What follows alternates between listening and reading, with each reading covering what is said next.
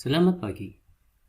Jadi terkait dengan apa yang kalian kerjakan menggunakan Trello, kalian saya lihat sudah cukup banyak yang mampu dan berhasil begitu ya. Tapi ada beberapa yang mungkin masih bingung begitu ya. Salah satunya adalah terkait dengan revisi. Nah, pertama-tama untuk revisi sendiri, kalian saat melakukan perancangan silahkan gunakan list yang ada di desain. Saya nggak akan otak-atik atau saya nggak akan nilai yang ada di desain. Kalau kalian sudah siap, kalian arahkan ke periksa atau geser ya ke periksa, misalkan seperti ini. Nah, ini kebetulan sudah dari periksa, saya akan coba ini Wijoyo.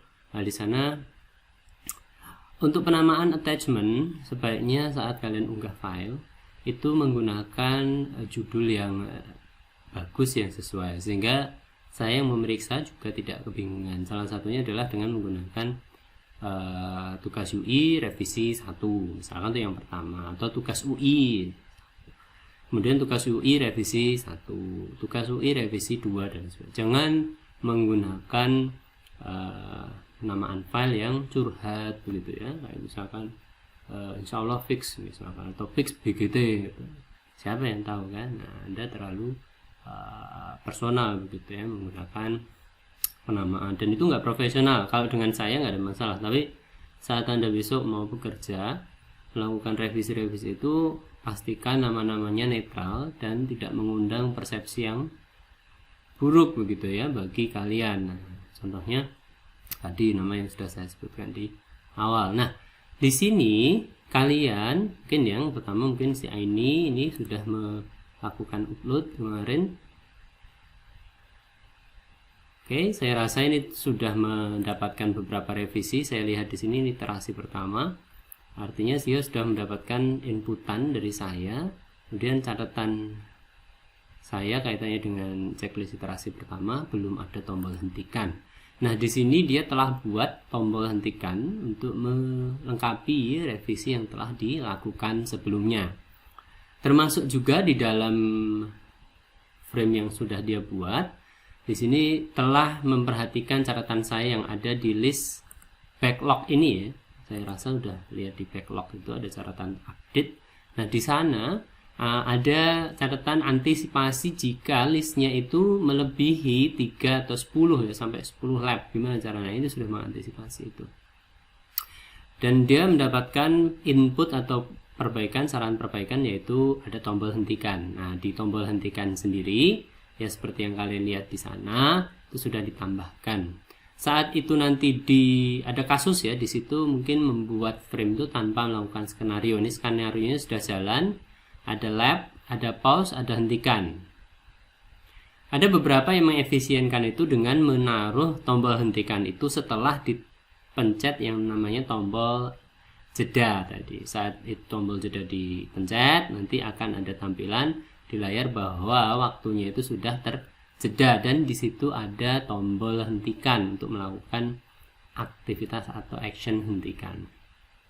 Kemudian termasuk di dalamnya sini ada antisipasi baris yang lebih dari 10. Nah, ini ada scroll di situ cukup bagus sehingga saya bisa melihat bahwa dia melakukan antisipasi tersebut.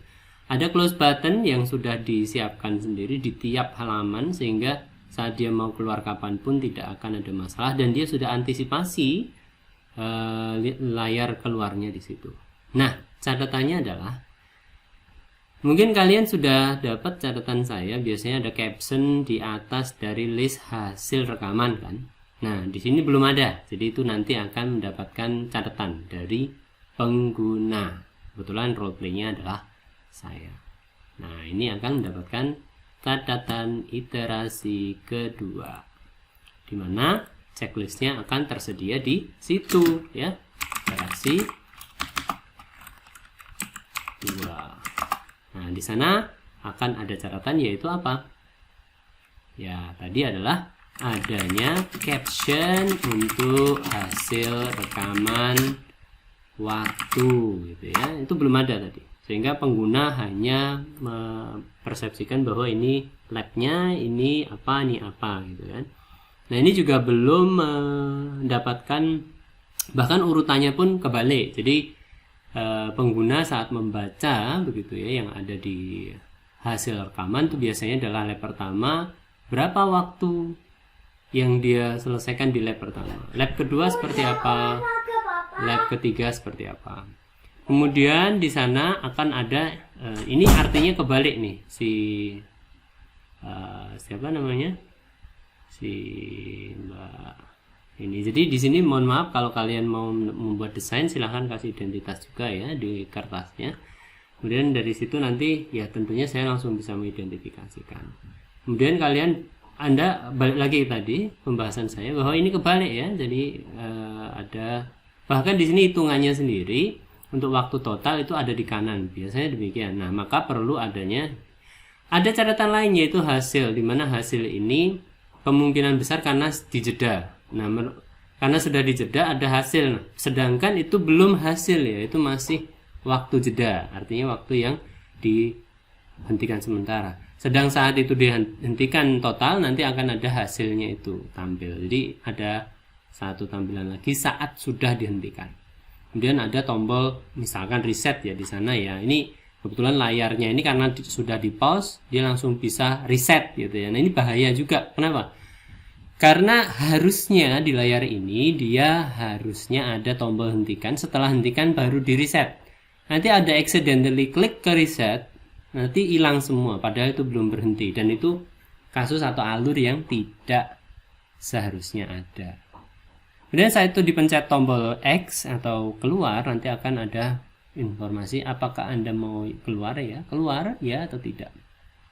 Nah, biasanya ya tidak itu adalah pertama di kiri apa, di kanan apa. Nah, Mbak ini yang kebetulan memunculkan di sini, tidaknya tuh di kiri, ya-nya di kanan. Nah, itu kaitannya dengan prinsip mapping button. Kalian perlu memperhatikan beberapa kriteria. Apakah kebiasaan orang Indonesia atau pengguna itu tidaknya ada di kiri atau di kanan? Silahkan nanti kalian buat sendiri. Kalau ini menurut saya, ya-nya ini seharusnya ada di kiri dan tidaknya itu ada di kanan. Gitu ya. Kenapa anak umumnya demikian? Baik, itu catatan saya terkait dengan bagaimana cara untuk melakukan atau melaporkan, memperbaiki dan menggunakan Trello. Dan ini jangan ngotak-atik apapun ya selain yang saya minta tadi.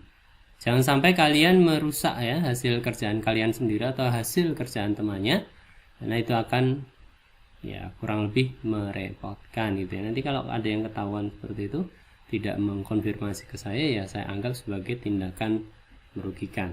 Nah, kalau udah selesai ya, saya meminta misalkan ya si Aini Wijoyo ini perlu melakukan desain, jadi akan saya pindahkan ke desain lagi dan dia akan melakukan proses itu untuk iterasi yang kedua tadi sampai nanti masuk ke approve gitu ya, masuk ke approve. Ini contohnya mungkin teman-teman kalian yang sudah masuk ke approve ya bisa kalian lihat. Baik, untuk yang selanjutnya saya rasa itu ya catatan saya, silahkan kalian perhatikan, jangan lupa catatan-catatan saya tadi. Terima kasih.